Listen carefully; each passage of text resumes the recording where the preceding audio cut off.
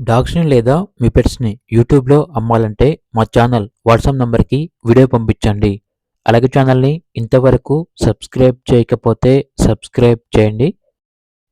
Hi friends, welcome to our channel.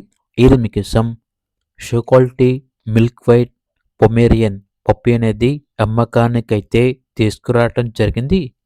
Only 1 male puppy అమ్మకానికైతే ఉంది.